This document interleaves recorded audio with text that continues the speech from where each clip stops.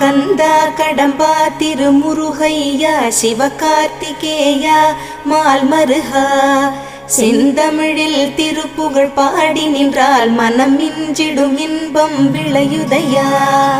சிரகிரி வேலவனை காண்கையிலே விழி ஓரம் கண்ணீர் பெருகிடுமே. கந்த சஷ்டி கவச்சம் போதுவோர்க்கு கந்தன் கருணை என்றும் துணை வருமே. பங்குனி உத்திர நாளினிலே உனை நினைந்தே காவடி சுமந்து வந்தோம். புன்னகை புரியும் ஷண்முகனே உன் சன்னதி தேடி ஓடி வந்தோம். உன் பதம் பணிவது என் தவமே, என் மனதில் நிறைந்திடும் உன் முகமே.